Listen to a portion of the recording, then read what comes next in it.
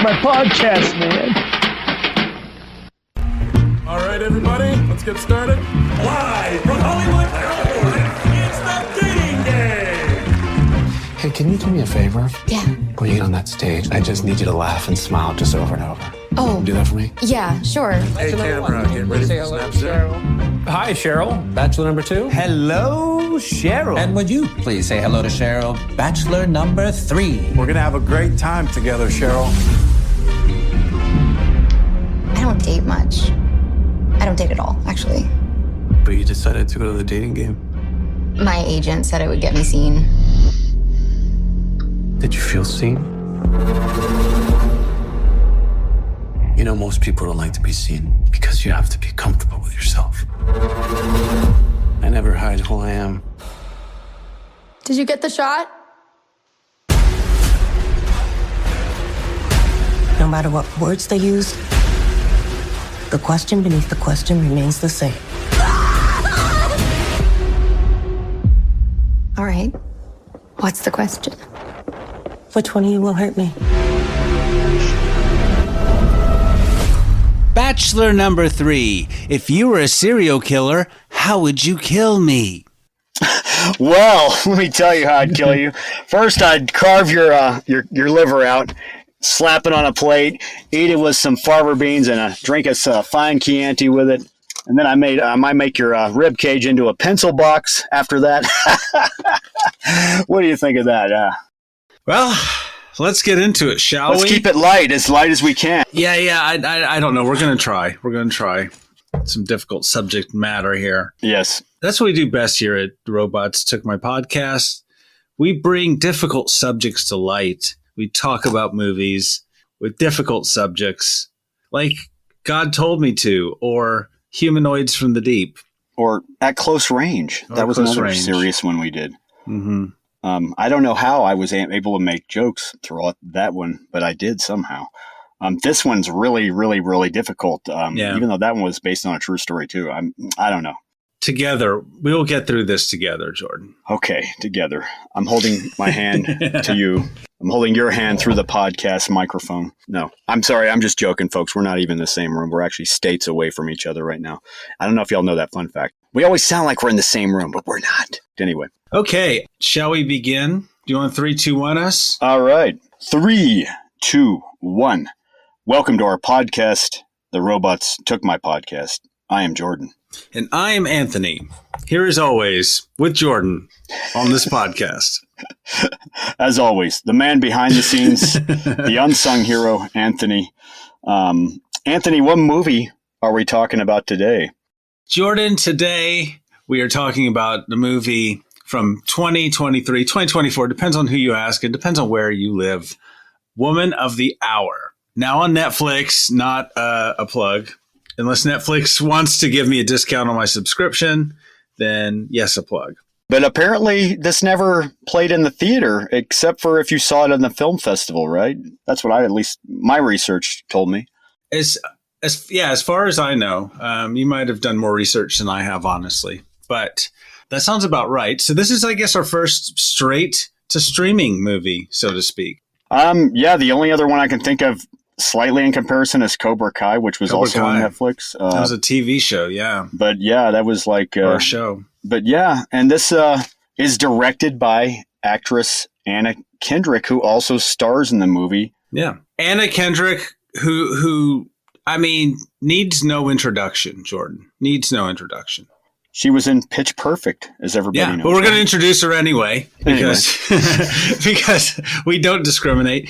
Yeah, yes. She was in Pitch Perfect. I would say that she's a director, producer, actress, singer, a quadruple threat, a side actress in Twilight. Multi-talented Anna Kendrick. Main actress in Pitch Perfect. Star of Trolls. She's a franchise, just a franchise actor here. She can crank them out. Boy, franchises. Oh boy. Put her in a franchise, she's your woman. Triple Crown nominated actress, Tony nominated, Academy Award nominated. Okay, I was underplaying her maybe. Nominated. Maybe I was downplaying her credentials. But yeah, so I guess we're going to evaluate this movie on how well did Anna Kendrick do? I mean, it's not easy to direct, Jordan. No, we talk about this all the time. How movies are not easy to make. They're often made under horrible conditions. A lot of times, the best movies we love are made under horrendous conditions. Yeah. And so I will note that whenever you're watching the credits of this, or really any movie, I guess in sort of in the modern era, there's a lot of producer credits. Such and such presents in association with a such and such production. Yes. And Netflix bought it. So the economics of the movie industry now, it's a lot different than a lot of the movies we normally talk about, like something from the 70s or 80s or whatever, even 90s, where it's like a lot of the money's spread around. It's probably like made with in anticipation of being a streaming film. And so they're not looking at the distribution and other things like that. They want to keep it under a certain budget because streaming platforms only pay so much for movies versus big production companies, which are going to distribute globally. Right. Yeah. A lot of times Netflix will buy the movie just flat out and pay the value of it, I guess. If you've got stars in it, the more the merrier, just to cover everything and give you more on top of that. And that's probably part of the negotiation, right? So, right. I'm guessing. Yeah. From what little I know about movies. Yeah, Jordan and I don't work in the industry, so to speak. But I'm just, I think that's just something to note. Mm-hmm. Just sort of in the way that movies are made now. It's not like you have one production company and maybe a couple producers chipping in money to help along. Yeah. And then a distribution company. So the model of producing films is different. And I was thinking about this, and this is really I don't think this is even really a commentary on this film, but we look at movies from the 70s and even 80s maybe, and there just seems there's a lot of artistry in the film. Not always, because I mean, there's so many movies that were just cranked out back then too, to make a buck. Artistry and risk taking, if you will. Yeah, meaning, but yeah, the risk wasn't spread around, amongst different people. Like you're going to cover this and you're going to cover that. It's like somebody borrowed some money to make a movie, and then someone else bought it or at least paid to distribute it. Right, advertise. Actually, in the old days, make prints. Pay to move prints around, that sort of thing. Yeah. So just the new era, which has been the new era for a very long time, the economics of making a film, all that sort of thing is sort of spread out, and it's for a different audience. It's for the home audience on the small screen, so to speak. Mm-hmm. Right. And I mean, as we talk about this, that was just something that was sort of kicking around in my head. Mm-hmm. This type of movie versus something else that we normally talk about, which is normally theatrical release movies. Anyway, I will shut up because I don't think I have a point. So we can move on into. It's funny you mentioned that because we could segue into the opening of the movie, which has about 5 opening logos. You know what I mean by logos, audience? Yes, like you see the Disney opening logo, you see the Fox opening logo. This has about 5 different production company logos that just showed you who paid for it. My God, that was my only complaint out of anything in this movie was the opening logos being so many.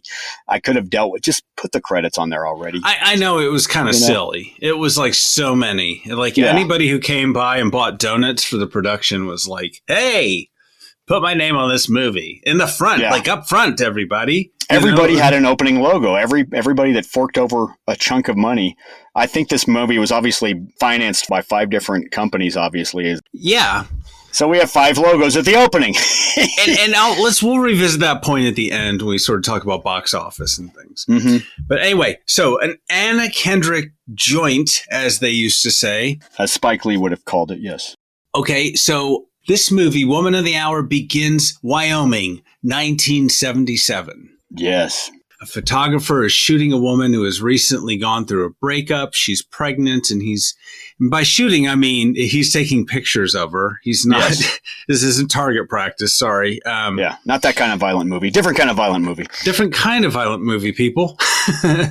And so he seems really compassionate as she talks about, her boyfriend who left her. Yeah, and it gets deep. I mean, she says that she got pregnant. She was going to have a baby, and the boyfriend didn't want to be a father, so that's why he split from her. So she's getting all emotional, of course, talking about this. And as she's getting emotional, this photographer, played by Daniel Zavato, moves in. He touches her neck like tenderly, but then he grabs her neck in a weird way and it gets slightly ugly. And then she goes like, haha, laughs it off. But then he grabs her neck more tighter this time. She tries to run and it gets ugly. She tries to run. He gets forceful on her. He strangles her only to revive her again. And then she struggles again to run away from him. And then basically we do a segue right into a brutal audition in Los Angeles. Before we segue into a brutal audition in Los Angeles, let's just pause on this particular scene because this really sets the scene. And I think in a way, one of the better scenes in the entire film. It begins with a big punch. Talk about grabbing you by the throat, no pun intended, like Bill Wilder used to say, or even Ed Neumeyer said when he talked about RoboCop, I remember in the commentary and like when I saw him in person, where you grab the audience by the throat, literally. And this is literally figuratively grabbing the audience by the throat. Anyway. Jordan, watch your feet. You dropped a name there. But what really struck me here was you've got this beautiful scenery. This movie in ways kind of, I don't know, has overtones of No Country for Old Men. I was going to say the same thing. It's almost like they kind of studied that movie for the suspense. But that's the beauty of it, is what I got No Country for Old Men vibes watching this movie, which really is what helped me like this movie even more so. Anyway. Yeah, it's I mean, sort of a kindred spirit movie, I think, and probably some influence there. We even sort of talked about Thunderbolt and Lightfoot, some of these movies that really use the scenery to great effect. And in this case, we see this brutal murder and this beautiful, epic scenery. It's a great juxtaposition, and I don't recall that I've seen, at least remember that I've seen someone resuscitate someone and kill someone again, at least this brutally. And I will say that the kills in this movie are very real, and this one is very real. It's hands on neck, and not in a cheesy way, in a very, oh my God, like very real, uncomfortable way. And this was also factual to reality as well. Is this is apparently this was Rodney Alcala's approach.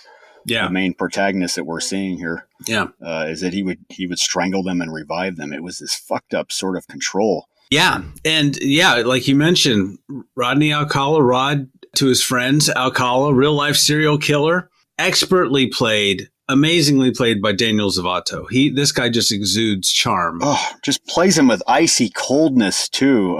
And once again, you get Anton Chigurh get energy from him, kind of like Javier Bardem energy. Yeah, Anton Chigurh with a Konica camera is what I was thinking. Oh, yeah, that's clever. he's taking pictures and then out of nowhere decides to kill her. And you're like, damn. And then you're right, boom, Hollywood, 1978. And then you've got two men holding a casting call and brutal Hollywood types, cold asshole Hollywood types. Anna Kendrick plays Cheryl Bradshaw, a budding actress who just can't catch a break. And these guys, like a lot of casting agents, are just really, I mean, she's a number. She's a name on a list. They're cold. Oh, so cold. And this just shows the coldness of the movie business in Hollywood at this time period, especially. Yeah. So it's very real. I kind of like this. They really capture the time period. It's not a giant budget movie, you can tell, but it's definitely, there's a lot of attention to detail and a lot of things, which I really like. Yeah, they captured it so perfectly on a low budget. Yeah. And then she doesn't get the part, and then she goes home, and we meet her neighbor, Terry, played by a comedian who some people think he's funny, Pete Holmes. Her neighbor, funny, I think. Is he? Is he? I always liked him. I've been watching him since... oh, gosh. Radio? MySpace. I've been watching him since the MySpace days. Okay. Oh, MySpace, lordy. He had a personalized page with a lot of bling on it. And it was just like... he had his video links on there to Comedy Central. He had some funny, cute Batman skits that he did. Yes. Oh, wow. Longtime fan. Well... Jordan's one of the people who thinks he's funny, so But is he not great in this role, though? Oh my God, is this neighbor who she can't just shake off when she wants to? Clearly, even when she motions for him to go away, he invites himself in her apartment as she's on the phone with her agent. That kind of thing. Yeah, and he doesn't really get enough screen time. I never thought I'd say this, but Pete Holmes doesn't get enough screen time here. He really is like a dorky Jack Tripper from Three's Company. Yeah. And maybe that's just the outfit. But yeah, I mean, he definitely just really wants to hook up with his neighbor. And he's weird and uncomfortable. And we feel weird and uncomfortable when he's around. And I was going to say the other thing about this that's interesting. Already we see the men in this movie. Outside of the main protagonist being a serial killer, all the other men are clowns or a-holes up at this point. We can't trust them. It sets up an atmosphere is what I'm saying, though, that I find it does. Really interesting. I think the movie has a lot to say about male-female relations at the time. It does. We might get into that a little later, but to move it along. So Cheryl gets this offer from her agent to do this TV show, and she doesn't know much about it. And then her agent's like, "Hey, it's a dating game, but hey, Sally Field started on one of these things. Yeah, it'll get you exposure. It'll get you noticed. You'll be on TV. Absolutely. And she's right. To a degree. And the show is, what is the show that she agrees to be on? Oh, this was a classic show that was on for a while in the late 60s and 70s. And it was basically where they have three bachelors and they'd have the woman and she'd be asking the bachelors questions. I remember seeing some of this in syndication as a kid later on in reruns, late night. It's called The Dating Game. And it's called The Dating Game, yes. It's kind of like The Bachelorette if that was more of a game show. If she had questions the whole time and it was just 30 minutes long. And that was it. And she didn't get to see them till the end because they're behind a wall kind of thing. But that's the way the show worked. But then she watches it with her neighbor, right? I mean, she's mortified how bad it is. Yeah, she's watching it with Terry and he's, like, hey, anything to get in your pants is what, that's Terry's whole thing. And he's so sympathetic, Terry. Yes. Because he wants to get in her pants, obviously. He's a good guy. Look at him. Reeks of desperation, doesn't he? He does. And that's why I think Pete Holmes is probably, if you're going to cast this kind of character, Pete Holmes is like the desperate, weird character that you just want to be annoying. If you want somebody the audience immediately does not sympathize with and does not like, but is not really threatened by, you get Pete Holmes. I've said this 100 times. No, I'm just kidding. Where was he in Alien 3? I'm sorry. He was prisoner number 17. After watching The Dating Game with Terry, Cheryl says, I need a drink. They go to a bar. I feel like this is worth mentioning. Yeah. And, he's like telling her at the bar, no, you got to do it because you'll just find some dork who will spend all of 2 hours with you. And then you'll be right back here with me having a drink. And then she's like, haha, you're basically the only friend I've had since I've moved here. Haha. And there's an odd silence. He takes a sip and then he asks if she wants another drink. And she says, no, I don't know, and then she says, no, Round. I want to be sober for tomorrow. And then he does this thing where he touches her neck kind of creepily and she reacts. She jumps and she's like, I wasn't expecting that. Ha. He doesn't react well to this because he can tell that he weirded her out. Yeah, he starts pouting. He starts pouting. Pouting like a little bitch. Does this manipulative shit. He guilt trips her into the sack. Oh my God. She wakes up the next day. Yes, I will give him credit for this. He guilt tripped her. Come on, I can tell what he fucking did here. He's totally being manipulative here, this dude. He's not a good guy, Terry. No, he said Terry was a good guy. Yeah, he is not a good guy. And ladies, relationship advice for people watching movies. Ladies, don't fall for that shit. Come on. Don't fall for that shit. If you don't want to sleep with him, don't fucking sleep with him. Don't fall for his shit, ladies. Is all we're saying. Or anybody. Don't let anybody guilt trip you into sex. If you don't want to have sex with somebody, then just don't. Male, female, non-binary, binary, whatever. Yes, don't let anybody guilt trip you. And relationship advice to people, movies, and I guess this is based on true story, but, Cheryl, really? I mean, of all the people, she's a good-looking girl. She doesn't have to settle for Terry. There's got to be some other dude in the building, or she's about to go on a dating show. Just wait till let's see how the dating show's going to go, right? Yeah. I doubt that was real to life, but anyway. But nevertheless, she wakes up next to Terry the next day, and then, we contrast to this runaway. Then we get the day in the life of a homeless runaway girl. And our murderous photographer from earlier shows up and starts photographing her and lures her into his car with the promise of modeling to take some pictures of her. And thus he gets another victim. Yes. We see Rodney has a pattern with how he seduces women and how he gains their confidence. And it's really interesting to see because we see it play out in different ways throughout the movie. Yeah, right? He charms her with compliments. He tells her, although he tells her she's got a Linda Mans thing going. That's a really obscure reference, even for 1979. Because I don't know how many people saw her in Days of Heaven back then, other than it being an Oscar-winning thing. But yeah. And he's like, oh, Farrah Fawcett's got nothing on you. Farrah Fawcett, another big name of the day. But yeah, and he just doesn't take no for an answer. He keeps standing there charming them with the camera, basically. Well, he's a film fan, as we find out later. Yeah.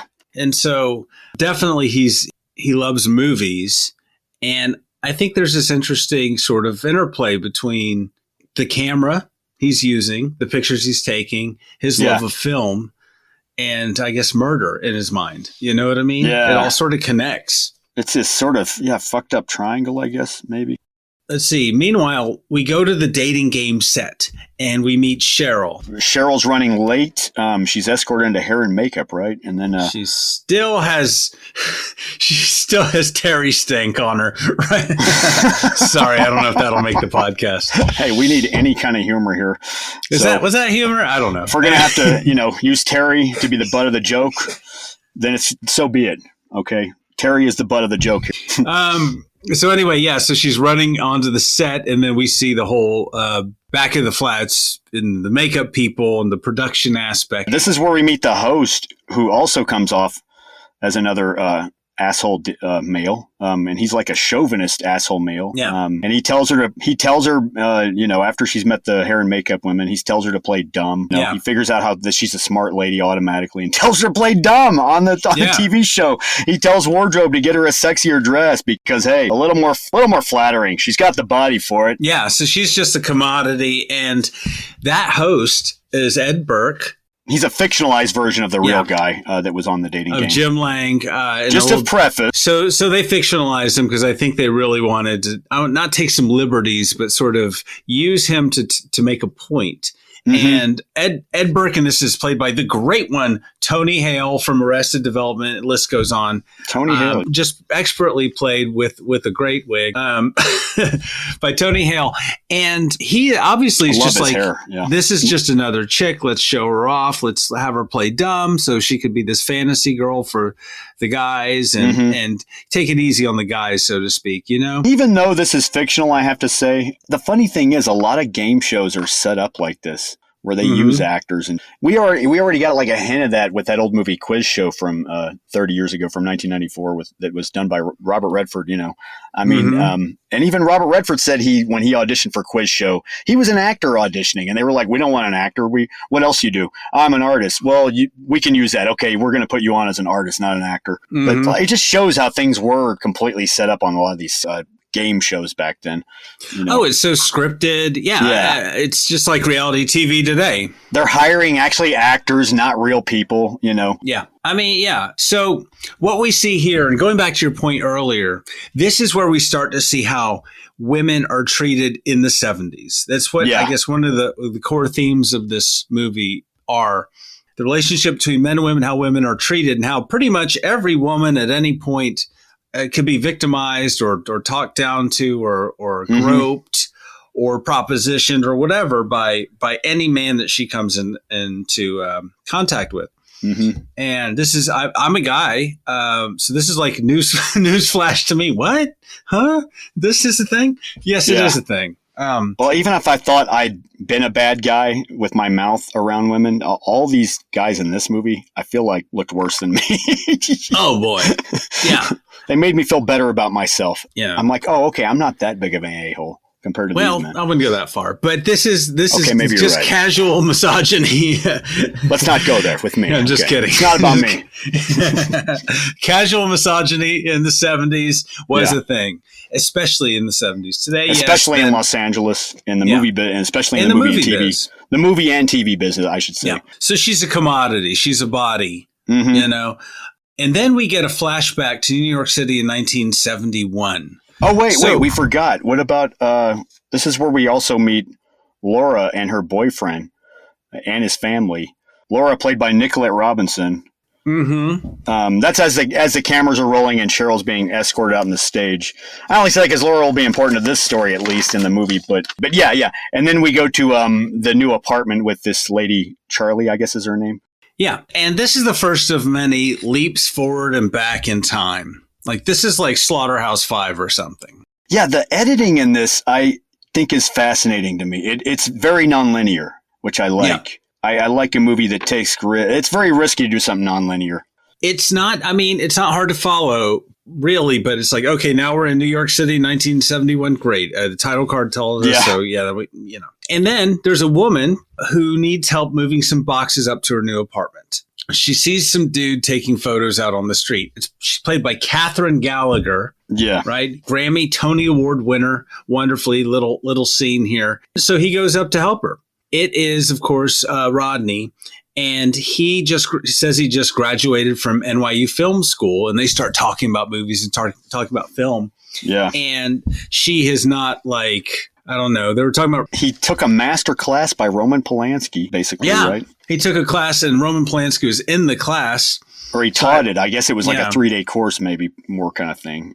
That's actually apparently factual from what I understand. Oh. But yeah, they're drinking beer, talking. She doesn't know any of the references. She doesn't know who Polanski is, like the horror movies he's talking about. She says she doesn't like scary movies. Yeah, he's very charming and natural, but I think this is trying to sort of convey that maybe he's still a little early in his serial killer whatever mojo, like his career. Yeah.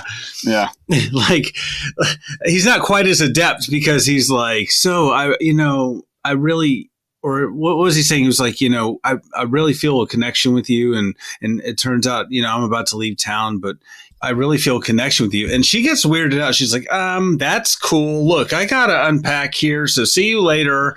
Sorry you have to go. Yeah. Nice having beers. Thanks for moving my stuff upstairs when the asshole movers wouldn't. Yeah. But yeah. And then it's weird how it's creepy that we cut from, because the scene opened with her POV on the skylight when she was looking up. And then we go back to the skylight from the outside. Yeah. And we just see her struggling to run away from him, to get away from him. We hear things smashing, and just all through the skylight, through the obscurity of this skylight, we see this. I mean, that's the other thing about this movie. It hardly shows any blood, but damn, it gets under your skin really well without even doing it. It's so violent, this movie, but it's internally violent. There's a violence going on here that's even more than just blood and guts. It's just, and it gets the point across so well.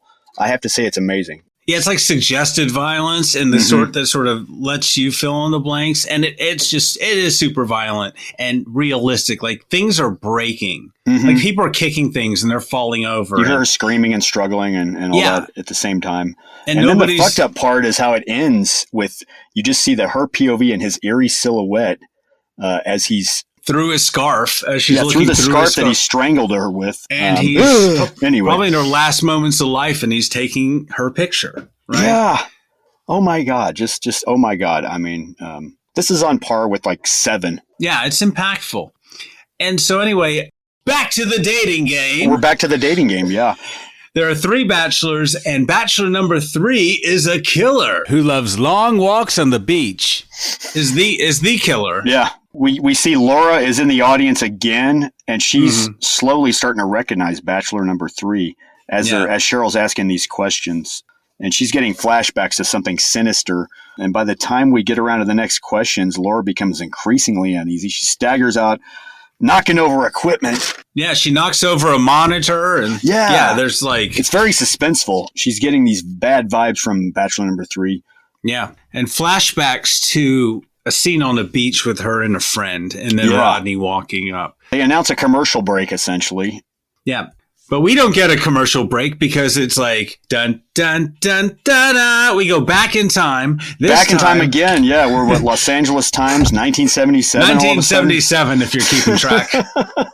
I love how, what's funny? I've never seen a movie like jump around in time so much like this one, but it's like fairly recent. It'd be like if we were doing a movie like 2024, it'd be like, and in November of 2023, and then the far future of March 2025. And, it's kind of, it jumps around within a year, sometimes 6 months, which is very This is even interesting. different from the way Pulp Fiction did it, or this is more like the way Citizen Kane does it, I guess, in a way. Kind of. But I guess every time we're back at the dating game, it's kind of the present tense of the movie, even though we will go to the future in the movie eventually. I guess flying cars.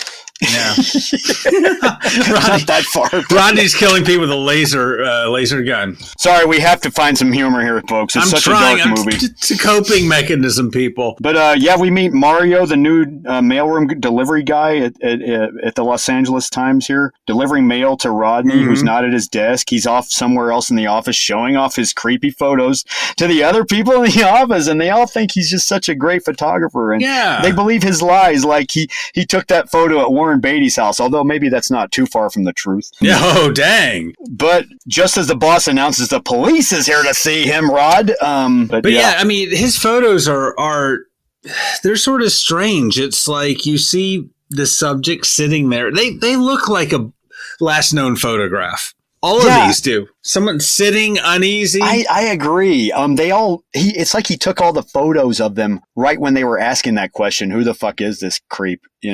Should I trust him? It was like right when that crossed their mind, he took that photo of them, which is what all their faces convey. A very interesting point. Yeah. Yeah. This weird uneasiness, like they've realized maybe he's a predator or something. And that's the moment when he knows to strike. Yeah. And some of them even probably show a murder. Like there's one where the face underwater, I think we see later. And it's like, oh, is that an artful photo or is that somebody being drowned? I don't know. But everyone thinks this guy's great. I've seen some of the photos in reality too. And some of them also look like sickeningly like he took them right before he killed them, where they had that look of fear on their face. That's the other fucked up part of it. That's another creep factor to this film. But we see so back in time, we're in Los Angeles. Oh, sorry. Rodney's talking to Mario as he's looking at his photos. He invites Mario to the beach later on to take photos of him, and then through the window we see as he's talking to the police, he stares at Mario like a predator, basically. And then real creepy. As he's managing at the same time to charm the 1977 Los Angeles police. Yeah. And basically they're like, oh, sorry about the mix-up. Hey, we thought you were the killer. Never mind. Eggs on our face. Sorry, guy. I mean, I don't know what he said and what was going on, but certainly he'd had brushes with the law before. And certainly he knew how to handle the cops. So he knows he's had this conversation, apparently knows how to talk his way out of it at this point. But yeah. And then we see him later on in the restroom grieving because he knows that they're onto him. Maybe. It's only a matter of time, yeah. And yet we see Mario has been standing there the whole time. Well, there is some sexual, I wouldn't call it sexual tension, but certainly some flirtation going on between these two. Yeah. Don't you think? Oh, he was totally flirting with Mario from what it looked like from my standpoint. But Mario cancels their date for later on, says perhaps another time, as he's getting creep vibes. And then, so back at the show, Laura is in her car crying. This is 1978, the year of the show. Yes. And then she remembers, like, at the beach with a friend, Rodney coming up, and then finding her friend's body in a room after she's been, and murdered. Yeah. Oh, and this is after we've seen Cheryl rewrite the questions that they gave her on the dating game. Just say fuck it. Anyway, but yeah. Yeah, she's getting there. So her boyfriend comes out to the car and just doesn't believe her. This scene, gets under my skin too, even itself. He's like, how sure are you? Are you like 100% sure? She says to him, I know who bachelor number 3 is. And his response is, did you date him or something? And she says, no, I didn't date him. Do you remember that my friend I told you about? And then he's like, yeah, blah, blah, blah, sympathetic. But he says, how sure are you? And she says 90% sure. And his response is even less, it's even colder. But you're not positive? I mean, I know this guy looks similar, but. And she responds with, I can't blame her. Get out. Because he's like not listening and he's not sympathetic. Yeah. He acts like it at the same time, which makes it even worse. And you really feel for her in this scene, even as a male watching this. You kind of feel this is how women feel sometimes with us men not listening properly. Yeah, and so here goes, and we're into two different parallel storylines. Well, three. There's really three storylines. There's the journey, the serial killer journey of Rodney Alcala. Then there is Anna Kendrick's character, Cheryl, and she's this lady looking for some sort of career in acting as on this game show with the killer. And then you have Laura's story where Laura sees the killer that killed her friend, and now she's really embarking on a journey to like tell some people about this and try to take some action here, right? Yeah. So Cheryl is in the Cheryl storyline here. She's taking over the game, like you said, with her witty retorts and just making the guys look buffoonish and herself just being naturally smart. All because she went and made the questions smarter than they were, because they were just these dumb questions like, what do you look for in a kiss? Or, you know, like, if I was a banana, how would you peel me? Just to make her look more like a dumb bimbo on the show, clearly. Yeah. So the questions were always stupid questions like that. And much to the chagrin of the host, who doesn't like, you know, her showing up the guys and making them look dumb, you know, then she's kind of taken over the show. She's like, well, fuck it then. You know what I mean? And you can tell behind the scenes, people are like, are those the questions? Like, she's going off script kind of at the same time. That's the only problem with the rest of the show, at least as far as, And how does the audience react, Jordan? Are they they seem like they love it. Yeah. Why not? They're entertained. So she is leaning toward Bachelor number 3 because Bachelor number 1 is just doesn't know how to answer the question. He's not very witty, doesn't have a good sense of humor. Bachelor number 2 is a total slime ball. Yeah. Let's see, played by Jedediah Goodacre. Yeah. So he's really good as the sort of slimy douchebag. Yeah, I like all these. The other two guys that play the contestants are great, I think, honestly. They look the part from that time period and everything, and they also come off exactly like they need to be, you know, because they're making Bachelor number 3 obviously is a little bit better with these questions, as we're seeing. Yeah. And at the same time, don't forget, Laura goes to studio security and tries to warn someone that Bachelor number 3 is a serial killer, basically. Yeah. Murdered her friend, at least. But back to that anyway at some point. Yeah. So, no, that's exactly what happened. So, you know, she's like, I want to see the producer and all this other stuff. And the security guard's like, okay, let me get makes a phone call. Yeah, he says. So Bachelor number 3, as this is all happening, is the smartest of the group and the least slimy, seemingly. Yeah. So, for example, she asks Bachelor number 3 what the worst things Bachelor number 1 and 2 said, and he totally throws Bachelor number 2 under the bus, but just like cementing his good guy cred here. Oh, yeah. So Bachelor number 2 is like correlating a woman's dating prospect to the size of her bust. He's definitely throwing the other guys under the bus. And then after there's a break, and Rob and the chauvinistic Bachelor number 2 get into it. He's like, what the fuck are you doing, bro?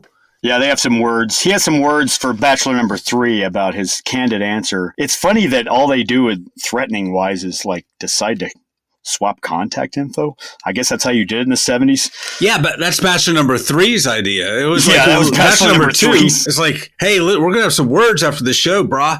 And then, or 70s version of brah. And then Bachelor number 3 is like, okay, what about this? Why don't we swap info? That way we both know where each other are. Because like 2 gives him a business card and he looks at it. 3 says, oh, Glendale. Yeah, I know where. And then what does he give Bachelor number 2? Oh, he gives him a fucked up photo of somebody who looks like they've been strangled with a scarf over them. It looks like the photo he took earlier, basically, might have taken earlier, tying into the murder from earlier, which apparently this part didn't really happen, but, you know, could have happened, I guess. There's some artistic license being taken, I think. But yeah, he says, you fucked up, man. He throws the photo down and then... well, and then what does he do with it? And then Bachelor number 3, Rodney... Oh, I'm sorry. Yeah, Bachelor number 3, Rodney Alcala, takes the photo, he does this sort of Manhunter, Red Dragon kind of Silence of the Lambs kind of thing. He eats the photo. Yeah, there's no evidence there. Yeah, meanwhile, Laura's been waiting forever for this producer named George Eliot, who was supposed to come out and listen to her and help her. But then she finds out as she asks the guy cleaning the floor, vacuuming, when's George Eliot supposed to come see me? He says, I am George Eliot. Sorry. That security guard's an asshole. So once again, no male we can trust in this movie with anything. You just can't trust men. You just can't trust them. But no. But so to add to that, like, I mean, but then we sort of see like nobody's listening to her. This is the 70s, everyone, and she's trying to report a very serious situation, and no one's listening to her on account of the fact that she's a woman. Yeah, and it still can happen. Yeah. So anyway, back to the dating show. Cheryl picks bachelor number 3. And I mean, he is a convicted sex offender who did prison time and will soon be revealed as a serial killer. But it's hard to find a guy. Am I right, ladies? Am I right? And it's also hard. I mean, the producers had to have somebody for the dating game show for that bachelor number 3. I mean, come on. This guy was so charming. Oh, my God. He's charming. I mean, he murdered one of the producers. But I mean, other than that, hey, you know. This 90s comedy moment was brought to you by Olympia Beer. Olympia Beer. Reach for it at your next serial killing. Oh, boy. Hard to write jokes for this one. I know, I'm failing miserably. It's okay. It's my jokes are themselves are Me not too. killing. They are being killed. Me too. I'm laughing. I'm coughing, not laughing, actually. But it's like, I just think of Olympia Beer because it seems like for a while, every 70s movie we watched had Olympia Beer in it. Oh, before something bad happened. Like, I know, I'm kind of oddly. missing some Olympia Beer in this movie. Anyway. It's funny that there's no, bowl full of fruit like in The Godfather before somebody gets murdered even somewhere. So Cheryl picks bachelor number 3, and he does put his hand creepily on her. Oh, yeah, but don't forget. Oh, I won't forget. Bachelor number 2, when he's leaving, gives her a cryptic warning. He says, careful with that asshole. She's like, I may be a womanizer, and my shirt's buttoned like one button too low, even for the 70s. But this guy over here, this guy's a weirdo. Watch yourself. Which that kind of redeemed bachelor number 2 for me a little bit, I think. Yeah, that does redeem him. At least he was a good guy at the end of it all. He was actually trying to help her, Yeah. And so anyways, outside after, the show's over, they let everyone go. Rod is sitting outside smoking a cigarette. He meets Cheryl and asks if she wants to hang out, right? Oh, yeah. If she wants to have a drink. It's like, hey, we won this vacation to Catalina or wherever it was. Modesto. I don't know. It was to someplace. Oh, it's Carmel, California. Carmel. Okay. It's a nice day out in Carmel. It's all paid for.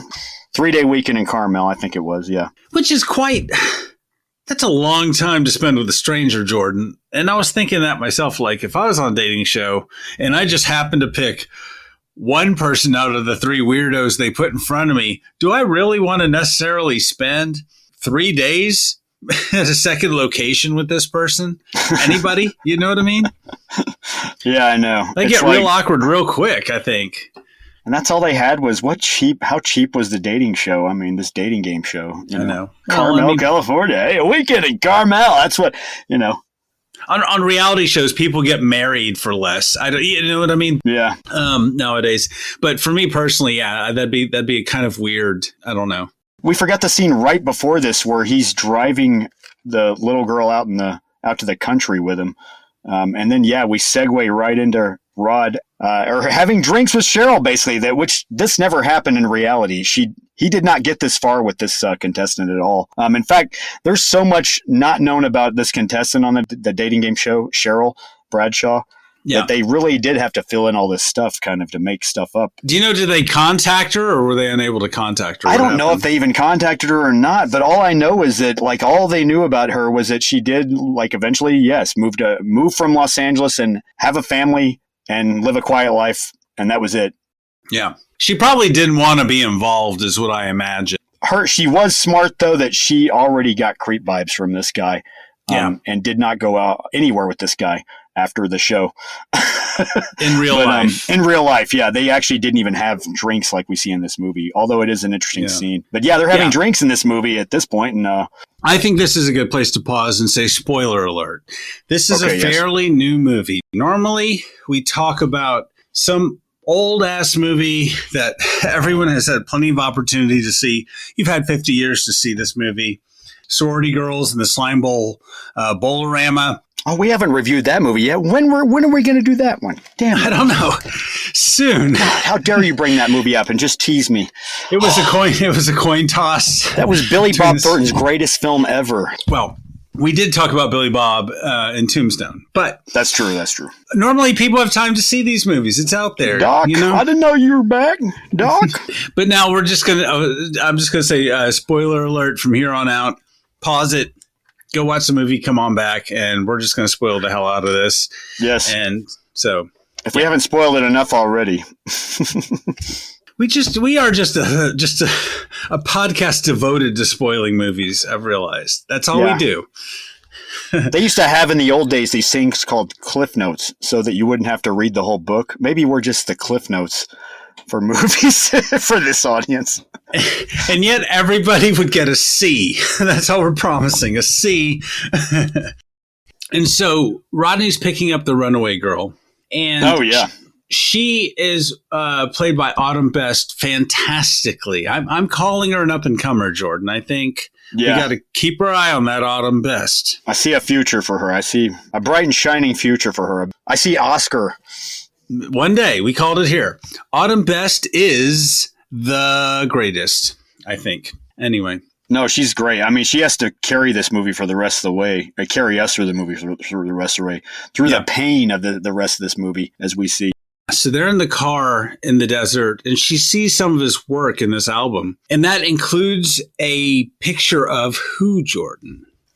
Oh, we see Mario. Mario, the newspaper From boy. earlier. That was what I thought was weird, too. That I thought, well, he did. I thought he would never go out with him after that, but he did, apparently. He's persistent. Yeah. And he's got his shirt off in the photo, and it looks like he's uncomfortable in the photo as well.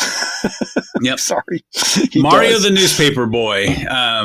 Not a newsie, but or the mailroom guy, I guess he was. So yeah, that surprised me too. So apparently his charm did work on him somehow, some way. Because we've seen it work, and it makes sense. You know, I think that could happen. Yeah. And then, so Misty, Rodney drives a Ford Maverick. I couldn't tell what year, 70 to 72 sedan. I haven't seen too many sedans in my life, but yeah. So FYI, I really like that particular make and model of Ford Maverick, not the 4-door version, but that's a cool car. Anyway. Yeah. An unassuming car. Perfect car for a serial killer, guys. Because in The Thin Blue Line, that documentary. Oh, yeah, from 1986. I can't remember if the car is like a Maverick or a Comet. I think that's one of the contentions. One of the things that like the witness couldn't remember, sort of thing. I thought the Comet was smaller. The Ford Comet, right? That's like a smaller kind of car, isn't it? I don't know. Isn't that the question that in Thin Blue Line? I'll have to go back and watch that. I don't know. It's a good question, Jordan. I don't know. So Rodney and Cheryl have a few drinks at the Tiki Bar, and bond over Sam Shepard plays, right? Yeah, Sam Shepard, Patti Smith plays. And apparently Rodney likes to go to Tiki bars, as we find out. That's his vibe. That's the serial killer vibe, is a Tiki bar. I'm just going to assume if I'm in a Tiki bar that, about a third of the guys in there are serial killers with a prospective victim. I'm just going to assume that. But in the 70s, I'm just saying, in the 70s, that tropical-looking tiki setting was very popular in a lot of bars. Oh, yeah, so I'm sure. How would you even know if you're being invited by a serial killer? Just know. Trust the statistics, Jordan. Don't ask questions. Because by like in the 70s, you'd have a tiki bar like within 5 minutes from you, I'm sure. Yeah. That would be the local hangout, the local watering hole for you and the working class citizens of that area. That or the Regal Beagle. But most people spent, the bar graph of how much time people spent in tiki bars in the 70s was like way higher than today. Like it was, you paid your water bill in a tiki bar, right? Tiki was the vibe, is what I'm saying. That was the style of a lot of bars in the 70s. I mean, Anyway, people like their fruity drinks, and they bond over, like I said, Sam Shepard and shared New York school experiences. She went to Columbia. He, in real life, actually went to NYU, didn't graduate, probably made up half the shit that he said, but actually did attend NYU. Mm-hmm. So then he says he really gets intense with her. And it's like, people don't really know themselves, so to speak. They don't really people, they don't really know themselves or not comfortable putting themselves out there in front of everybody because they have to be somebody else to do it. It's all this weird, fucked up kind of dialogue like this. Yeah. Yeah. I really think that scene could have lingered a little longer. I agree. It had weight. Yeah. It languishes in the awkwardness of it. but it focuses on the awkwardness of it. Like, There's the suspense of it too, because it's like, if I leave with him now, does that mean I'm dead? yeah, like she's putting it together here. But the interesting piece is like Rodney, whenever he realizes that one of his victims onto him or tries to escape, he gets real angry. Like his ruse has failed to work. Oh, you're right. It's like when they start to see through the cracks of his shit, his bullshit, when he starts to get intense. Yeah. But he gets angry at them. Yeah. It's a weird thing. And that's what happens here, because he senses that she's not falling for it. She's starting to see through him. Through his lies. That's realistic too, honestly. Oh, totally. Yeah. That's the way psychopaths react, narcissists react. And Anna Kendrick's great in this scene. She's great in all of her scenes. She's a great actress. I don't know how she directed and acted in at the same time. I mean, that's difficult in itself, in my opinion, but kept her energy together. But obviously it just shows how actors make good producers and directors a lot of times. There's nothing this woman can't do. She is a national treasure, like I said. No, but I mean, this is a very tense scene, and Rodney's starting to kind of lose his grip a little bit. And I love, like you said earlier, this movie builds really, really good tension. She's kind of his mask is slowly coming off in front of her. That's what it is, I think. Yeah. She's starting to finally see through him, to see that he's not all what he's cracked up to be, that he's something creepy about him. Yeah, but they could have milked a little more from this scene, I think. It could have been drawn out, the tension, the suspense. Could have really, there was a lot to play with here. And we get sort of a TV movie of the week sort of rendition of this. It's not a bad scene. But I think it's because we still had there was even more suspense in the scene we see coming up. Yeah. Sorry, I'm skipping ahead anyway. But back to this moment. But But she refuses another round after he's motioning for more Mai Tais, right? Yeah, he goes outside, and they're closed. It's past last call. And so they go outside. He asks for her number. She gives him a number and writes it down for him. And then what happens, Jordan? Oh, as she's walking away, he says, "What's your phone number again? Can you tell me just in case? Because sometimes the 4s look like 9s on here." And then you as the audience is like, oh, yeah, of course she didn't write her real number. Why would she give him her real number? Of course. And she's like, let me read it and I can tell you. And he's like, nope. Yeah. And of course he can tell. And she's trying to maintain a physical distance from him too. Yeah. And there's this big distance between them already. She's already feet away from him, yards away. Yeah. But he says, so you're not, I guess we're not going to Carmel together. She says, no, I'm not going anywhere with you. Yeah. But the funny part is Terry jumps out from behind a trash can and says, so you've got an opening to go to Carmel? And then anyway, Pete Holmes is great. I'm kidding. That would have been great, actually. That would have been a welcome moment kind of relief here. No, we don't get that sort of comic relief because I'm sorry, I deflated the scene, but the tension is so tightly wound in this scene. You're just like on the edge. You're like, oh, fuck, get away from there. How can you get away, woman? Yeah, just we feel trapped as the audience. Yeah. It's a horror movie moment. Get out of there, girlfriend. You talking to the audience as one of those people in the audience that likes to talk to the screen, in the horror movie. Yes. And get out of there, girlfriend. Please, girl. Walk away, girl. Just go. Go. Stop talking to him. That is me, and I've been ushered out of many movies by the staff. Yeah. But no, it is. Yeah, me too. It is a taut scene. And once again, I think it's a glimpse of a lady director, a director who is given the proceeds, her salary, so to speak, from this movie, to sexual abuse victims and what have you. Like, I think this is the point of the movie, so to speak.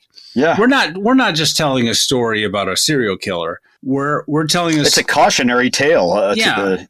Watch your back, ladies. The victimization of women, and this is the scene that sort of the movie culminates in this scene where it's like, this is how women feel a lot. How afraid, trapped. Even though you're in an open space, you're many feet away from this guy. You're still within reach of him, and you don't see a way out. And he's there. Your car is there, and you just have to make it to your car without signaling him or triggering him. To chase. So then she begins to get scared, and she just starts walking. He calls out to her, and under his breath, what does he say? He makes some kind of violent threat. And she says, what is that? And she starts hustling to her car frantically. Starts running. Yeah, I mean, frantically running to her car as he's coming after her as well. Actually corners her at her car. He traps her at her car. You know, he's got his hands on her. And so you're just like, holy shit. And then that's when Deus Ex Machina, they're interrupted by the crew getting off work. The thing she says to him in this moment, too, because he corners her right at the car, and he's like literally right in her face. And she says, get your fucking hands off my car. Yeah. The way she says it is just like, she's not going down without a fight. You can tell the way she says it. But then luckily, damn, the crew from the dating game show breaks out of the soundstage. The soundstage doors open big and wide, and all these people come out, and they're going to their cars. They're going home. So this is too many people for Alcala to do anything now in this point in time. So I think he just gives up, basically calls it a day. Yeah. And she escapes. But she's glad to get out of there, of course. She escapes, basically. Yeah. Yeah. Then we go to Laura, who reunites with her boyfriend, and she goes he gives her a ride to the police, and she tells her story to the homicide detective, but they won't listen to her because she's a woman and it's the 70s. And he's saying some stupid like, yeah, we don't, did you file that? Who'd you file that paperwork with? It's all this bullshit kind of red tape that he brings up with her. But yeah, they don't listen to her. Oh, here's the problem on your report. You're a skirt. That's yeah. You're a dame. But then she walks out of there and she flips him off through the window and says, do your fucking job. Understandably, her anger is understandable. Shit, man. Yeah. Come on, man. The fuck, man. So Cheryl's packing up to leave LA, and her agent is begging her to stay and submit a swimsuit photo for some part. Now, Jordan, whose agent begs them to? Maybe there weren't as many actors in the 70s. Whose agent is begging you to stay if your only job was a TV game show? Yeah, and maybe a play. I mean, I don't know. That part is a little unbelievable. I mean, unless you found that one agent that cares that much about you like that still kind of gets you work, even though it pays. Even if it is a day player. Yeah. Thank you, Jordan. I'm a cynic here. I'm sorry. Everyone, agents love you. They are your best friends. Listen to Jordan. No, you're right. I don't know. Sometimes it's even difficult. You're right, though. Sometimes even, especially in that time period, it was difficult to even get an agent, get an agent, any representation from anybody in that town, because they might actually tell you something like, you look just like everybody else that I already represent. But I just remember a young Jordan in LA, and his agent is like, Jordan, you were great as the background player in that Mentos commercial, catching the Frisbee. Stay in Hollywood, please. Do not leave and go home to Texas. No, you're absolutely right.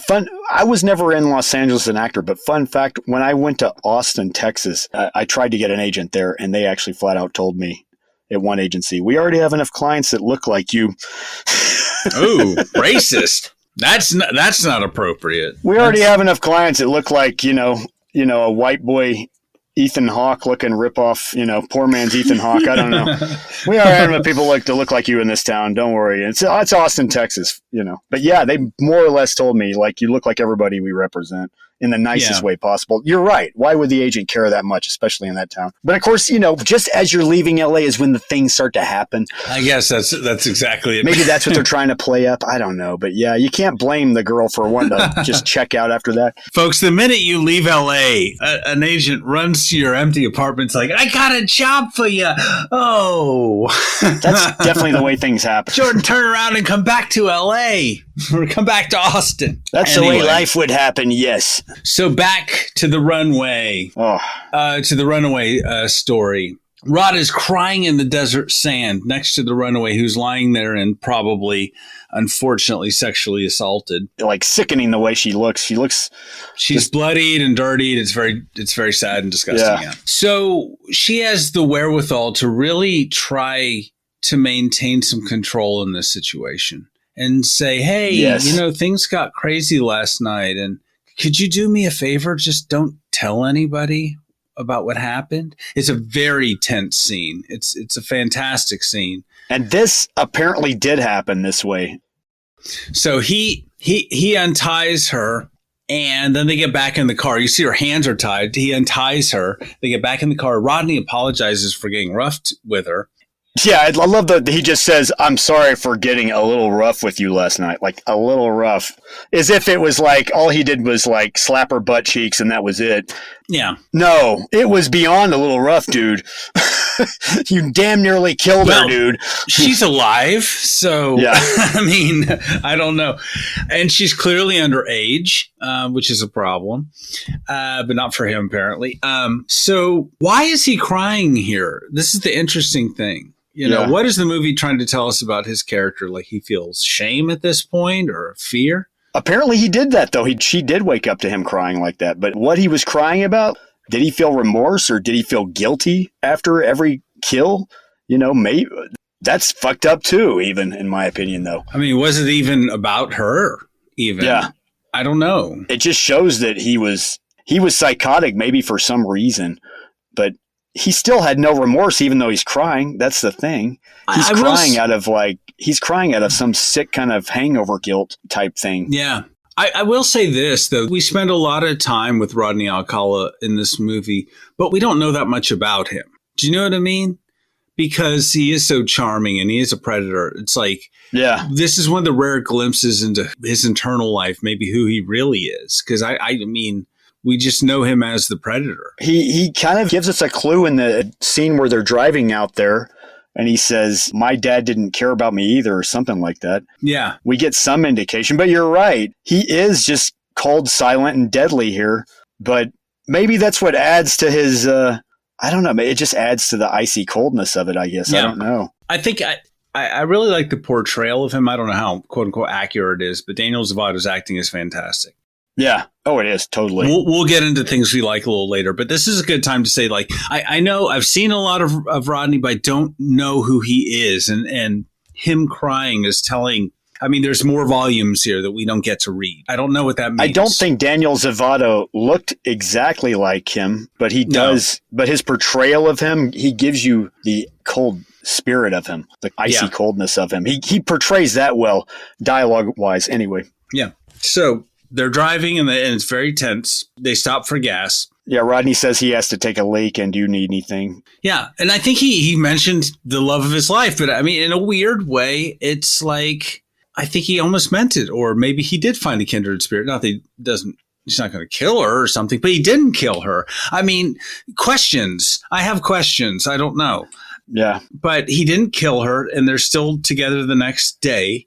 Oh, you're just wondering why he spared her at that point. Yeah, I mean, did something compared to everybody else? Is there something different about this, or is he just planning to kill her later? Or I don't know. I think there was something special about her, maybe to him. I think the movie's telling us that she tried to connect with him. Most of his victims, he was trying to connect with them, making them feel like nobody understands you, but I do. Yeah. And she's like, you know, my dad left us and he was an asshole. What about your dad? And then he can't answer, and he's just like, yeah, something like that.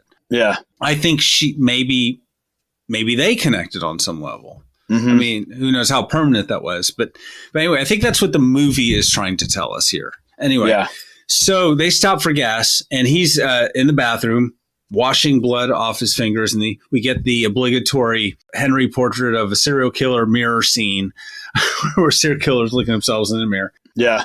That's always like in a cinema kind of term. When you look in a mirror in cinematic language, it's showing the two sides of people. A lot of times, it's basically showing how two-sided he is, how two-faced he is. You know. Well, Jordan, who's the NYU film student too? Who's a serial killer on his side in his spare time?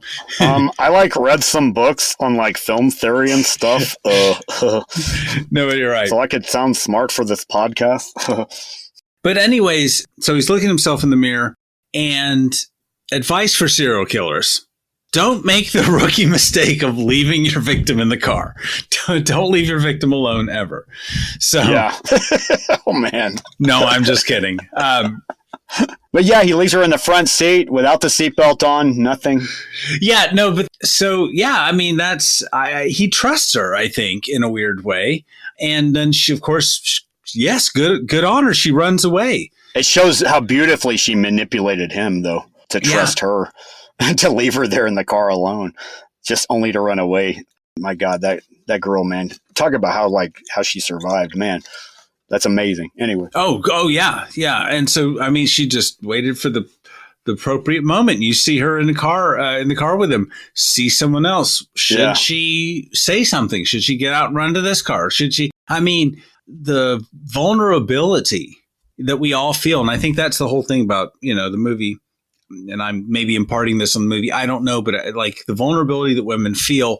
Now the audience is feeling this. Yes, big time. And the way that women feel in society, here's a serial killer, man, people, this is it. Imagine if you are subject to a serial killer every day in your life or whatever. You kind of feel. I mean, this movie. That's what it's so powerful about this. The way she takes off running too is the way we would all take off running in that situation. Oh yeah, we run like our life depended on it, And the way she runs is just she's so fast out of that car. You're just like, oh my god. Go, girl. Keep going, girl. Well, man. Anyways, it reminded me of Texas Chainsaw. Yeah. Kind of like the running and away from the killer in that movie where it's very 70s bell-bottom running. The gas station looked like Chainsaw Massacre too, even. I thought that they're stopping. Yeah. It kind of reminded me of that. Yeah. So then she goes to a cafe, calls the police. We hear the sirens, and then we see the cops pinning him to the ground and arresting him. Mm-hmm. This is when he got arrested the first time, I guess. Yeah. Or he'd been to prison before for sexual assault, but I think this is when he got arrested, had the murders pinned to him, right? But she did at least get free completely of him. I mean, live the rest of her life, and probably had therapy for the rest of her life. Oh, yeah, definitely. This woman later did help put the nail in his coffin, so to speak, later on. Put him behind bars forever. But we get a screen crawl, really a short novella to read, which. Oh, yeah. So in February 79. This is the epilogue, as we call it, I guess. The epilogue. So what we just watched, the runaway who we just saw escaped, and he was released. Rodney was released on bail, and then murdered a 21-year-old woman and a 12-year-old girl while he was on bail. That's the fucked up part. He went on forever after this, though. That's the fucked up part, is he still got away with all this shit for like 20 years more, right? Yeah, he was rearrested. Well, it said 79, so I mean... Yeah. I don't know. He was arrested in 79 and then he was rearrested in 79. I was very confused about these dates. Maybe I wrote them down wrong, but yeah, it seemed like he was in and out of prison a lot still and killing people. Yeah. And then he was reported constantly to law enforcement, but he was eventually convicted for 7 murders. I thought 7 or 8 murders, I think, but some put the number of victims as high as 130. Yeah. There's even more unaccounted for, right? Just like with Ted Bundy. Yeah. Like, who the hell knows how many people he murdered? Yeah. And then, like, the runaway, now a grown woman, of course, which I don't know why they had to tell us that. The runaway, now a grown woman, showed up. Oh, yeah. She did grow up after this, I guess. That's what happens in life. 30 years later. When people live, they grow. You mean she wasn't a teenage runaway for the rest of her life? She wasn't some Tucker Everlasting sort of thing? Yeah. We're sorry for poking this kind of thing. We have to look for humor some places on this podcast. There as far as has this movie to be goes. humor Sorry, somewhere. movie. Sorry, Anna Kendrick on this level. But yeah, after 31 years of him being in prison, and she testified and ruined his closed his final chance for an acquittal. Yeah. So he died in prison, as he should have. God, and every time you'd see him on trial, he looked like Phil Spector's evil fucking twin. Yeah, more like a Phil Spector. Crazy curly hair. He did not look like a serial killer. I mean, I don't know what a serial killer looks like, but yeah. So anyway, yeah. So all this epilogue is kind of a weakness. You know how we always poke fun at narration and things like that is sort of a weakness. Show don't tell. It's a movie.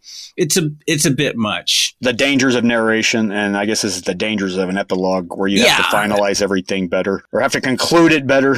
Or I have to sit there and bookmark it here. Yeah, they could have wrapped it up a little better, and that's a minor nitpick. Yeah. But anyway, the good Jordan. Anna Kendrick, what do we think of her as a director? What do we think? Oh my God, as a director, this is like, I'm shocked this is her first movie. Yeah. This looks like it was directed by someone with more experience. It looks like Jen Lynch or Ethan Coen directed this movie, not a first-time director. Amazing. Yeah. However, having said that, I have to say this is something I've noticed about actors when they become producers or directors. They do a lot of times make really good directors and producers because they have spent so much time on sets after a while, especially someone like an Anna Kendrick or a George Clooney. They have good instincts about what works and what doesn't, because they've sat through so many different types of directors do stupid shit in front of them where they probably have often gone, I do that differently. Why'd they make me do it that way? And really good with scenes and really good with actors and really good with dialogue. Exactly. She's an actor, so she knows she's probably an actor's director. I imagine she was a calm actor's director behind the scenes. I hope she was like that. She's Anna Kendrick. She's a national treasure, Jordan. She looks like she utilized every possible department really well. I mean, she had a good DP. She had a good art director, clearly. This movie was shot in Vancouver. Yeah. Great cinematography. Yeah. And the whole movie is shot in Vancouver, Canada. What the hell? I noticed that because it's Southern California, and it's like people's like breath is like coming out of their mouth. It's like frosted breath. I'm like, no, they weren't. Come on now. I know. Like in the parking lot, it was a great effect for like a scary scene. But I'm like, this is the coldest day in LA. This is the coldest. It's late at night in LA in November. Okay. Fair enough. I mean, they were higher up in the hills, maybe. Yeah, maybe. But no, I mean, damn, Anna Kendrick, man. Somebody give her an award.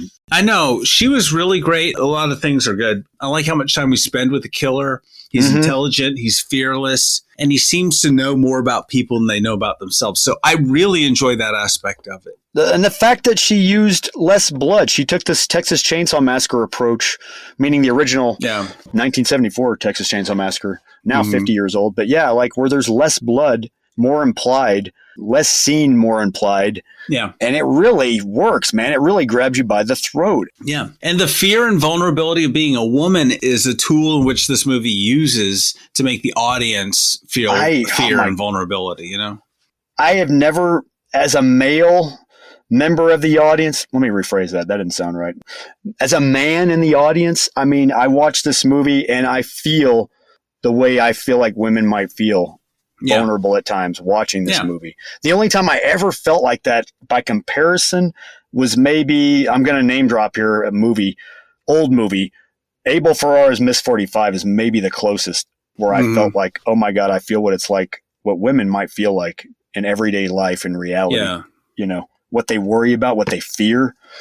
Yeah, I know other movies have captured this as well, but I think that speaking of Anna Kendrick as a director, one of the virtues of maybe having a female director, a woman director, is that can capture that, knows how to capture that. I can't wait to see what she does next. Sorry. I saw an interview with her where she said she really wanted to do a musical next, but then she saw some interview with Spielberg where he talked about how hard it was to make West Side Story. And she went, oh, I need way more movies under my belt before I can attempt that. Oh, but I'm just like, whatever. You got this. You can do this. I believe she can make a musical after this. That would be, I want to see what she does next. Seriously. I'm like watching her like I would watch Kubrick, or like I would watch the Coen brothers, like I would watch Spielberg, like the way I would watch De Palma. You know, I want to see what she does now. Like the way I'd watch Jen Lynch or Jane Campion, throw other women directors out there, Mimi Leader, you know. Maybe she'll do a remake of One from the Heart. I think she's better than remakes. Come on. So, sorry, that was a reach, but anyway. So anyway, I mean, the kill scenes are good. I love the cinematography. It's shot through objects. What do you think of Anna Kendrick as a director? I think the whole is very good. I think there's a lot of thought put into the scenes. I think there's a lot of good camera placement, and I think the direction is good in the sense that the actors seem to know what they're doing and what they're conveying, that kind of thing. And I think it's good actors, and I think that the casting is good. I think this is overall a very good effort. I think the cinematography is great. So I think she has a vision of what she wanted, and she executed it very well.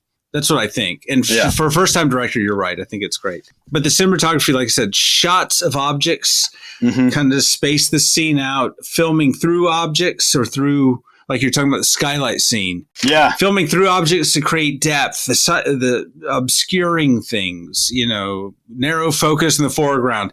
These are all great little tricks, but they're all used to very good effect here. I hope I say the director of photography's name right. Zach Kupperstein. Zach Kupperstein. I hope I said it right. That's the guy that shot this movie. Props to him, definitely, man. Fun fact, this movie has a 91% rating on Rotten Tomatoes since it's aired. So I don't think we're the only ones that are gaga about this movie. Well, that being said, I do think that some things could be improved. Yeah. And I'd have to watch it again, but I do think that there's a little too much time shifting. You know what I mean? I think that the story could have been, and I get what the movie is doing, but it's a little jarring at times when it hops around. And I think that could have been improved a little bit. I think it's there for a reason. I think it's there to make you disoriented slightly. So that by the time maybe you're you're right. going back to stuff. That is definitely a tool in the toolbox of the director, and I do think it's used to good effect here.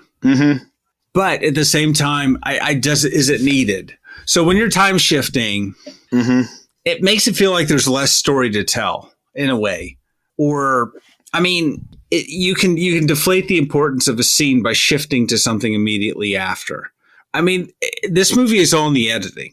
And I think you could re-edit this to make it a little more impactful. I wonder just a little bit more. I do wonder now that you say that if somebody's going to go make a fan cut where they make a linear version, where they edit a linear version. I wonder if there will be a version like that in the future, like they did with Memento.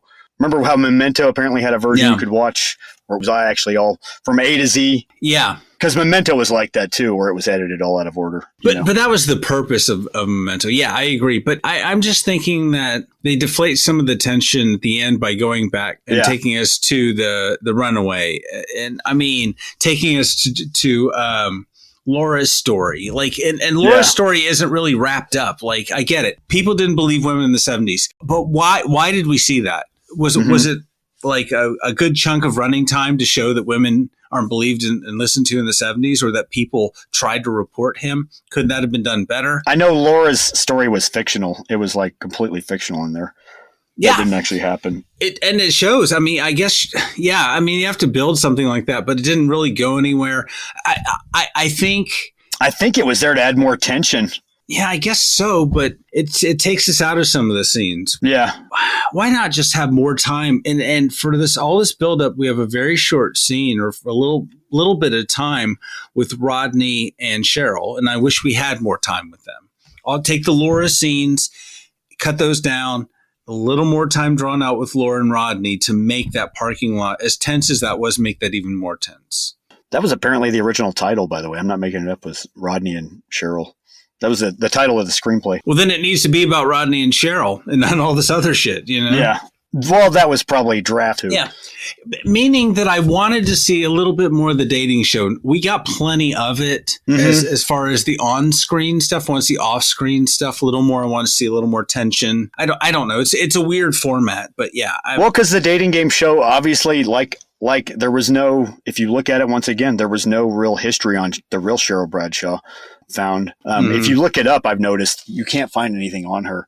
So they made a lot of that stuff up for a reason. So they invented all that drama for her on the dating show. But yeah, maybe the Laura stuff was unneeded because it does leave. I mean, this is nitpicking. This is me just like almost looking for something to find wrong with this. But what it affects the overall impact. What that means is that now we're getting into ratings, Jordan. So what kind of rating do you give this movie? God,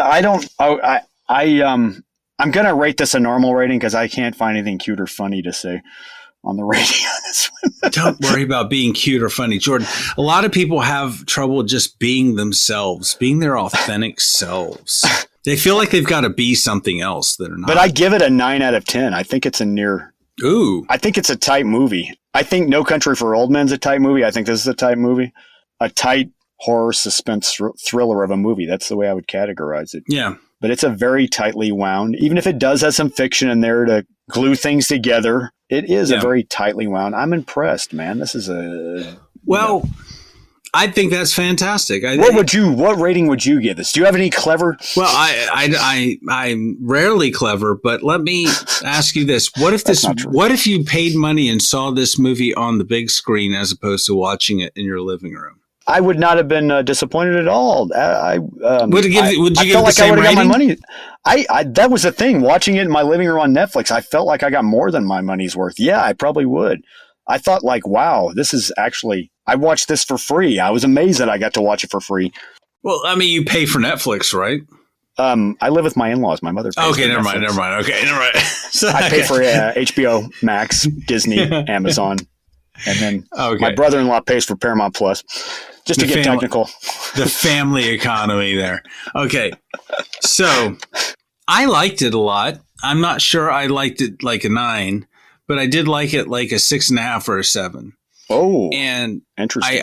yeah, well, I mean, again, only because I think it's a great first time effort. So 10 for a first time director, but not that she hasn't been around film. She's produced and done other things, but directing is definitely a different job.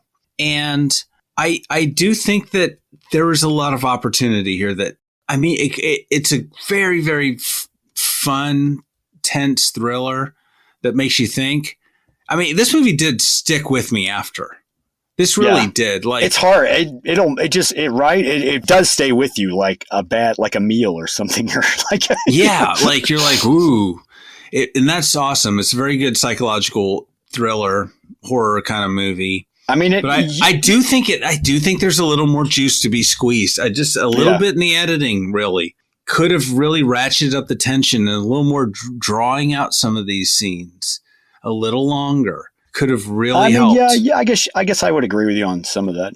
It's just the alchemy of film, and it's little things. But at the same time, I loved that it was a tight 94 minutes. I mean, yeah, I'm not disagreeing with that. I was very happy to see a short movie. A lot of movies nowadays. Here's my beef with some modern movies nowadays. Beef away. And I've said this before. Maybe some modern movies are too damn long, in my opinion. You know, 2.5 hours is sometimes too long for a movie. That is, yeah. Where they just have a lot of extraneous stuff in between, and you're like, come on, man, tighten it up as the audience is saying that, you know? Yeah. So this movie, that's why it's kind of refreshing to this movie running at a brisk 94 minutes. Well, I mean, I think it's a good thing, because a lot of times when we're reviewing movies, we should have said, hey, they should have cut this 20 minutes. But sometimes we're like, I want to see more. You know? This is one of those movies rarely when you're like, I want to see more. I could stand another 5-10 minutes on this. I mean, unless that was all they were able to milk out of the scenes with Cheryl and Rodney having the drink at the end. If that's all they were able to milk as actors, then I guess that was it. You know, that was the best stuff. I mean, no, I mean, that's writing, Jordan. That's writing. That's writing. That's writing. I wonder what was on the cutting room floor, though. Now that you say all that, you know. I wonder. Surely there's got to be a lot of stuff. You always lean on the cutting room floor. I'm leaning on the writing room this time. Anyway, so Jordan, I guess I'm rooting for Anna Kendrick after this movie. You know, I was never. I didn't know anything about Anna Kendrick before this movie released. Sadly. Oh, really? I never saw Pitch Perfect. No. I didn't see the one she did with Mrs. Ryan Reynolds, Blake Lively. Yeah. I fly a lot, so. Anyway, a lot of her movies on an airplane. I mean, no, she's just in the zeitgeist. She's just fantastic, you know. Anyway. That's how I saw a lot of Mandy Moore movies, was flying.